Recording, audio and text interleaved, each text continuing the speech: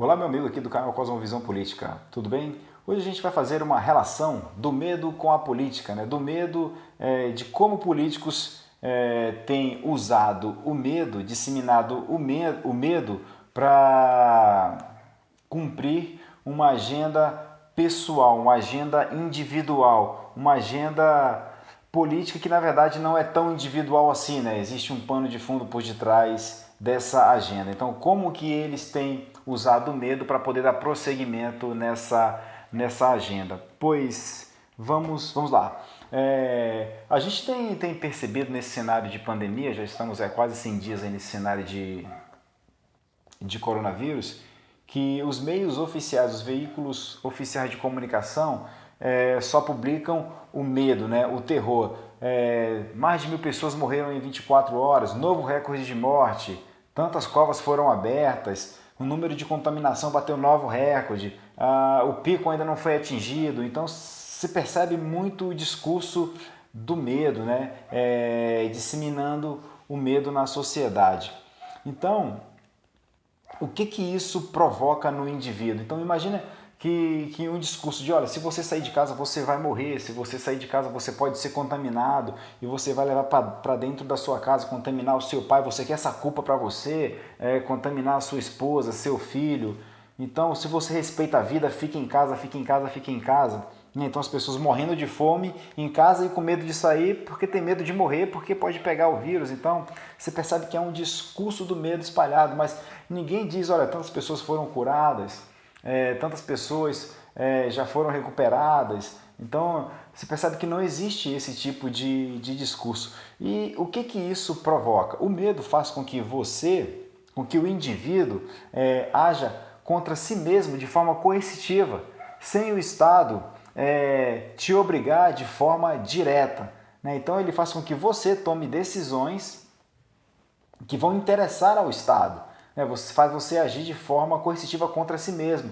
Em que sentido? De pegar a sua liberdade, o que você tem mais de precioso, e entregar para o Estado. Estado, pega aqui a minha liberdade, agora você decide o que eu devo fazer ou deixar de fazer. Isso é uma característica de um governo tirano, de um governo ditatorial, de um governo que não preza pelos valores do liberalismo clássico, que é o direito à liberdade, o direito à propriedade privada, o direito à vida, de o indivíduo decidir o que é melhor para ele. O Estado quer decidir o que é melhor para você. Então, com esse discurso de ódio, de medo, disseminando, espalhando, faz com que você internalize isso, você fique com medo e entregue para o Estado e fique dependente do Estado. Dizendo, o que você decidir, Estado, é o que eu vou fazer. Então você entrega para o Estado um poder que não é do Estado, que não deve estar nas mãos do Estado. Isso certamente em acontecendo, e a gente percebe que isso de forma lenta e gradual vem acontecendo, e essa pandemia parece que tem servido para isso, para que as pessoas entreguem a liberdade para o Estado. E a partir do momento que o Estado tem o controle da sua liberdade, ele passa a decidir o que você tem de fazer ou o que você tem de deixar de fazer. Ou seja, você vira um refém do Estado. Sabe aquele discurso do desarmamento? Tantas pessoas morrem por ano vítimas de arma de fogo, mas ninguém fala para você a origem dessas armas de fogo. Vamos desarmar todo mundo. Desarma todo mundo porque a arma de fogo está causando muitas mortes. Mas quem é que está fazendo uso da arma de fogo? O que tem por detrás desse pano de fundo? Quem é um cidadão de bem que está usando a arma de fogo e matando todo mundo? Então existe um pano de fundo por trás que a gente precisa entender o que está acontecendo. Então foi disseminado o discurso do medo, né? E com esse discurso do medo acerca das armas de fogo, pediram para aqueles que tinham arma de fogo agissem de forma coercitiva contra a sua própria vontade, mas o medo fez com que elas entregassem a arma de fogo, muitas delas. Não foi a maioria, né? Porque o referendo de 2005, aí, se não me falha a memória, não quis que a população, né, que a sociedade fosse desarmada, queria ter o direito de ter armas, e isso é um direito do indivíduo. Ele pode escolher, eu quero ter ou eu não quero ter. O que não pode acontecer é privar a liberdade do indivíduo ser tolhida pelo Estado. Então percebe que, mais uma vez, foi entregue ao Estado o direito de decidir o que é bom para mim, o que é bom para o indivíduo e o que não é bom para ele. Então não é o Estado que tem de decidir isso. Quem tem de decidir isso é o próprio indivíduo.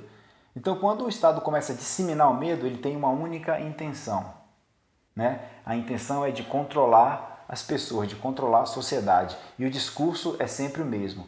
É salvar vidas, salvar vidas, salvar vidas e salvar vidas. É para o bem de vocês. Mas espera aí, quem sabe o que é bom para mim? É o Estado ou sou eu?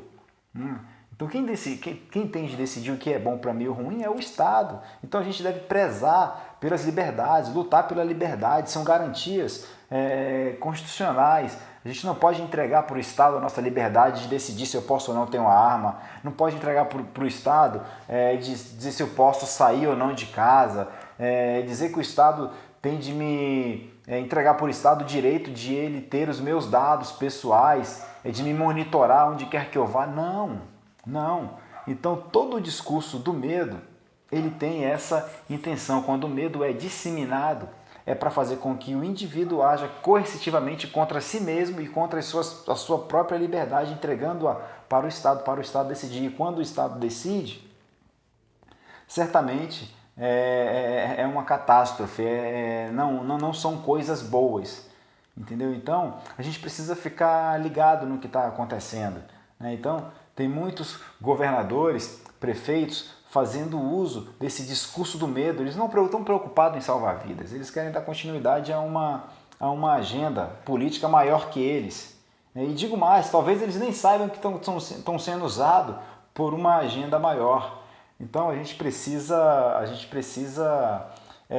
prezar pelos valores do liberalismo, direito à propriedade, direito à vida e direito à liberdade, né? E você percebe, eu não sei se você tem percebido também, que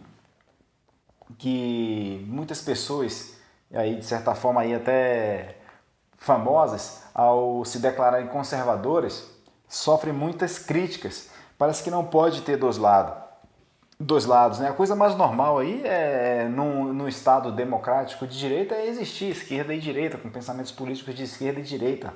Mas aqui a gente percebe que isso é uma onda aí, vem acontecendo no mundo inteiro, que não pode ter dois lados, só tem de ter um lado progressista, um lado que o pano de fundo desse lado progressista, que é um nome assim bonito, né? Nossa, progressista, né? Na verdade, colocaram um nomezinho mais bonito aí para tentar maquiar o que está por detrás disso aí, né? A hipocrisia, que na verdade é o comunismo, né? É o comunismo.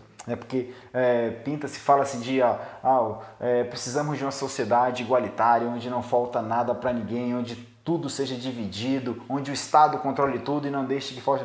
Isso é só discurso, porque isso é uma utopia, o socialismo não existe, né? Ele é muito bonito, mas por detrás desse socialismo está o comunismo, a realidade, né? E o comunismo aí que matou mais de 100 milhões de pessoas aí no mundo. Então, quanto mais você ouvir esse discurso de que, olha, você pode morrer, olha, isso é para proteger a sua vida, desconfie, fique desconfiado, porque tudo o que governos tiranos e ditatoriais querem era a sua liberdade de controlar e ter o poder. Você acha mesmo, quando a gente olha para o passado, vamos falar aqui você acha que Hitler, Mao Tse Tung, Stalin, Mussolini, essas pessoas queriam dominar o mundo, né? Queriam tomar de conta não, nós vamos dominar, nós vamos nós vamos atrair para nós a nossa responsabilidade, nós vamos gerenciar. Então eles queriam sim dominar. Você acha que hoje não existem esses mesmos tipos de pessoas que querem controlar tudo? Será que não existe? Será que essas pessoas que querem dominar o mundo, a raça maior e etc, eles só ficaram lá atrás no passado? Será que hoje não existe mais? Não existem mais? Certamente existem. E o que tem acontecido é que essas pessoas elas estão muito bem escondidas, só gerenciando. São poucas pessoas com muito poder aquisitivo, com capital muito grande e controlando, definindo, né? Dizendo o que vai acontecer e o que não vai acontecer.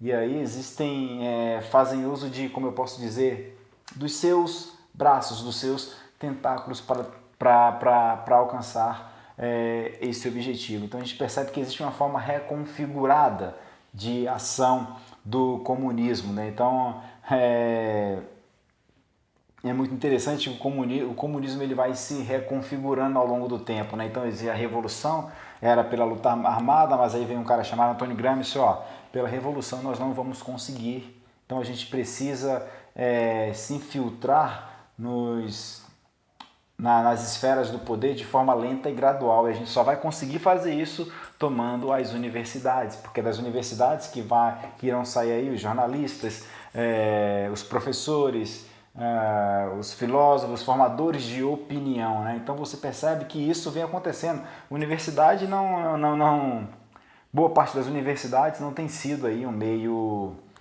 plural de pensamentos. Na verdade é uma hegemonia. Se você chega, por exemplo, aí com uma tese de término de curso de Adam Smith falando bem, né, tratando aí dessa liberdade econômica, certamente você terá dificuldades em lograr êxito. Então você percebe que Antônio Gramsci está tendo êxito, né? Está tendo êxito na ideia que teve, né? De forma lenta, se inserir nas esferas da República de forma lenta e gradual, começando pelas universidades. Então você percebe que isso tem acontecido, então tem se espalhado o medo como forma de dar prosseguimento a uma agenda, como forma de facilitar essa agenda, porque o medo faz o indivíduo agir coercitivamente contra si mesmo, entregando o que ele tem de mais precioso, que é a sua liberdade. A partir do momento que ele entrega para o Estado a sua liberdade, o Estado aproveita para criar leis. E aí, a partir do momento que é lei, aí fica mais difícil de você tentar combater. Então, na medida em que nós vamos perdendo a nossa liberdade, nós vamos perdendo uma luta, nós vamos perdendo uma guerra e vamos entregando para o Estado o poder para decidir o que ele deseja fazer com a sociedade, com o indivíduo. Então, vamos ficar alertas, vamos ficar atentos, porque o que nós temos mais de precioso no regime democrático de direito é a liberdade, né? Então, se nós entregarmos para o Estado, se o Estado lograr êxito com essa disseminação do medo, fazendo com que nós agimos de forma coercitiva contra nós mesmos, nós vamos ter sérios problemas. E aí, isso são indícios de governos aí tirânicos. Então, vamos ficar atentos, vamos ficar alerta. E lembre-se, não entregue a sua liberdade para o Estado. Lute por ela, porque é um bem muito precioso. Então, se você gostou, aí, deixa o seu joinha, se inscreve aí no canal. E aí, na medida aí, a gente vai tentar dar uma periodicidade na publicação dos vídeos, trazendo essas relações, né? Para a gente poder entender o cenário, tá certo? Então, só grava uma coisa, existe uma agenda maior por detrás de tudo isso. Certo? Existem homens poderosos que querem controlar todo o mundo. Beleza? Então, valeu, obrigado aí e até o próximo vídeo.